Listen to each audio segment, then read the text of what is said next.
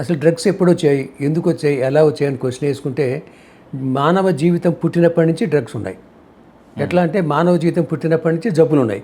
జబ్బులున్న ప్రతిసారి ఏదో మందు కావాలి.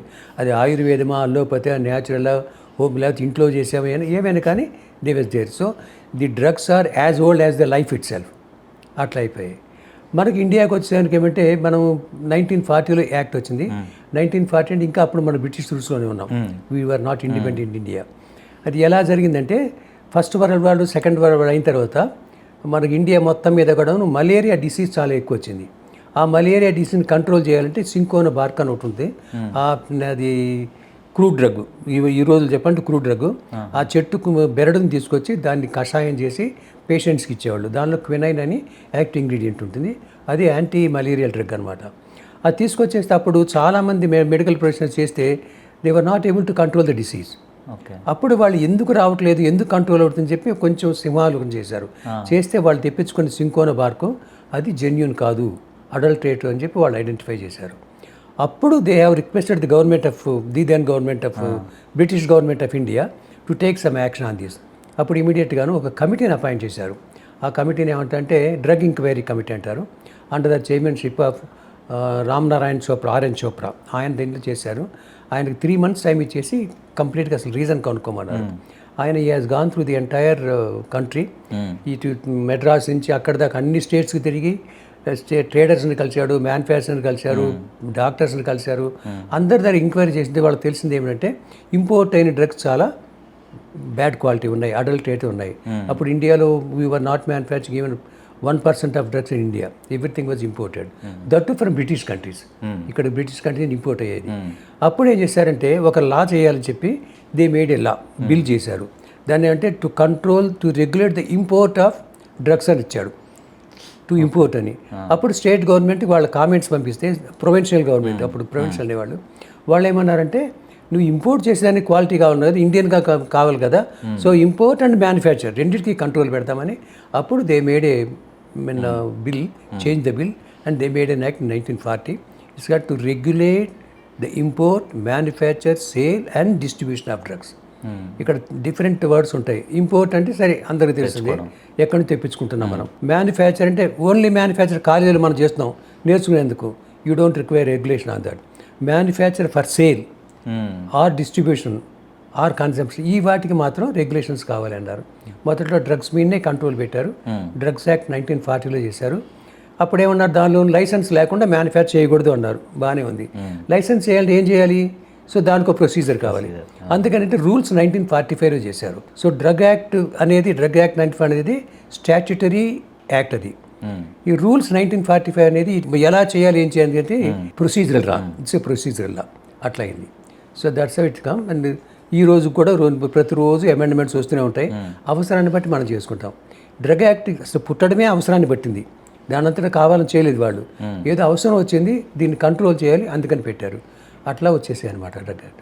సార్, మన ఇండియా అంటేనే ఇట్స్ నోన్ ఫర్ ఆయుర్వేదిక్ కదా, మరి ఈ డ్రగ్ యాక్ట్ ఆయుర్వేదిక్ని కూడా చేస్తుందా లేదంటే?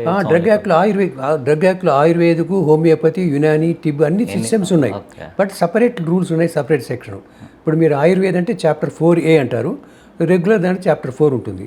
సో దీనికి ఇన్స్పెక్టర్స్ ఉన్నారు, దానికి ఇన్స్పెక్టర్స్ ఉన్నారు, దీనికి ఇండస్ట్రీస్ ఏం చేయాలో ఉన్నాయి, బిజినెస్ ఎలా చేయాలి, అన్నిటికీ రూల్స్ రెగ్యులర్ సపరేట్గా ఉన్నాయి. So any type of medicine comes under the same act only. Okay. కాకపోతే ఆయుర్వేదిక్ అనగానే దాని సిస్టమ్స్, దానికి కావాల్సిన ప్రొసీజర్ డిఫరెంట్, అలోపతికి డిఫరెంట్, హోమియోపతి డిఫరెంట్. ఓకే. అంటే ప్రిన్సిపల్సే డిఫరెంట్ ఉంటాయి. ఆయుర్వేదిక్ దానికి కంప్లీట్గా హెర్బల్ బేసిక్గా ఉంటుంది, దానికి హెర్బల్ బేసిక్గా ఉంటుంది. యునానీ సిస్టమ్ వాటికి మినరల్స్ మీద ఉంటుంది. మనది అన్ని కెమికల్స్ అన్నీ ఉంటాయి దీనిలో, ఆలోపతిక్లోను. అది అన్ని రకాలుగా ఉంటుంది. అంటే అప్పుడు 1940లో అంటే అలోపతిక్ అనేది లేదా మన ఇండియాలో, లేదంటే ఏంటి సార్? అలోపతిక్ అనేది ఇండియాలోనే కాదు, వరల్డ్ వైడ్ కూడా చాలా తక్కువగా ఉండేది. అప్పుడు మొదట్లో ఎవరు చేసినా కూడాను సింకోనా బార్క్ మనం ఇంపోర్ట్ చేసుకుంటా ఉంటే బ్రిటిష్ కంట్రీ నుంచి, వాళ్ళ దగ్గర కూడా అదే వాడుతుంది, వాళ్ళు అదే వాడుతున్నారు. తర్వాత వచ్చాయి ఇక్కడికి. దాన్ని చెప్పి ఆర్ఎన్ చోప్రా అని చెప్పాను కదా, is known as the father of pharmacology in India. ఆయన అసలు ఫార్మకాలజీ కోర్సు స్టార్ట్ చేసిన 4 రన్నర్లో ఆయన ఒకడు, రామ్నారాయణ్ చోప్రా. ఆయన ఈ did lot of work on that. ఆయన పబ్లిష్ చేశారు బాగాను, ఏమేం చేశారు, ఎలా చేయాలని చెప్పని. అండ్ దాంట్లో ఆ కమిటీలో కూడాను కొందరు ట్రేడర్స్ ఉన్నారు, కొందరు ఎమ్మెల్యేస్ ఉన్నారు, తర్వాత కొందరు సోషలిస్టులు ఉన్నారు. అందరు కలిపి ఇట్స్ ఏ గ్రూప్ చేసి బాగా చేశారు అదొకటి. సో దాని నుంచి drug control administration has been form. Drug act వచ్చిన తర్వాత ఏం చేస్తారు, రికమెండేషన్స్ చేస్తారు కదా. ఈ కమిటీ రికమెండేషన్ ఏం చేశారంటే యాక్ట్ చేశారు కానీ ఇంప్లిమెంట్ చేశారు కావాలి, కాబట్టి ఇంప్లిమెంట్ కావాలని చెప్పి central drug control department start చేశారు.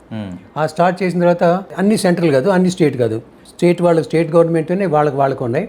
కాదు డిఫరెన్స్ ఎక్కడంటే సెంట్రల్ గవర్నమెంట్ అంతా కూడాను they look out only the new drug approvals. New drugs అంటే ఏమిటి, ఇట్లా చేయాలి, కొత్త మెడిసిన్స్, ఆ అప్రూవల్ని వాటి ప్రాసెస్ వాళ్ళు కంట్రోల్ చేస్తారు. స్టేట్ గవర్నమెంట్కి కావాల్సిన సలహాలు ఇస్తుంటారు. State government regular manufacturing, regular sales ఇవన్నీ కూడా వీళ్ళు చూస్తుంటారు. ఇది నార్మల్గా జరిగే ప్రొసీజర్. ఇప్పుడు కొత్తగా క్లినికల్ ట్రయల్స్ అని వచ్చాయి. ఈ క్లినికల్ ట్రయల్ని కూడాను central government control, not the state government. అసలుకి ఏం సంబంధం లేదు. కాకపోతే షెడ్యూల్స్ అవన్నీ కూడా సేమ్ యాక్ట్లో ఉంటాయి. ఏం షెడ్యూల్ కావాలి, ఎలా ఉన్నది దీనిలో ఉంటాయి అనమాట.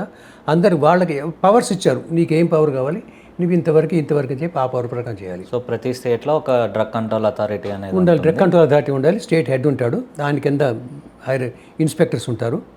అట్లాగే ల్యాబొరేటరీ ఉంటుంది, డ్రగ్ కంట్రోల్ ల్యాబొరేటరీ. శాంపుల్స్ ఇప్పుడు మనం క్వాలిటీ చూడాలంటే మనం టెస్ట్ చేయాలి కదా, టెస్ట్ చేయాలంటే ల్యాబొరేటరీ కావాలి. సో డ్రగ్ కంట్రోల్ ల్యాబొరేటరీ ఉంటుంది. అన్ని డ్రగ్లు ఇక్కడ అనలైజ్ చేయలేరు, కొన్ని చేయలేరు. వ్యాక్సిన్ సీరా ఉంది, అవి మన ల్యాబొరేటరీ ఎగ్జాంపుల్ తెలంగాణలో, ఆంధ్రాలో, కర్ణాటక చేయలేరు. వీళ్ళు దానికి సెంట్రల్కి పంపిస్తారు. సెంట్రల్లో CRI, central research institute Kasauli ఉంది, వాళ్ళు చేస్తారు. అలా కేటగిరీస్ ఆఫ్ డ్రగ్స్ ఎవరెవరు చేయాలి, ఏమేమి చేయాలని రూల్లోనూ ఉంది, అలాగే చేస్తారు. ఓకే. ఇప్పుడు యూనియన్ టెరిటరీస్ ఎలా సార్? మరి union territory as good as a state, అంతే. స్టేట్ గవర్నమెంట్కి ఏ రూల్స్ అప్లికబుల్, యూనియన్ టెరిటరీ కూడా అదే. కాకపోతే నామినిక్లేచర్లో applicable for the entire states of India / union territory అని రాస్తారు. మనకి ఈ స్టేట్కి ఏవైతే రూల్స్ అప్లికబులో ఈ యాక్ట్ ప్రకారం వాళ్ళకు కూడా అది అప్లికబుల్ ఉంటుంది.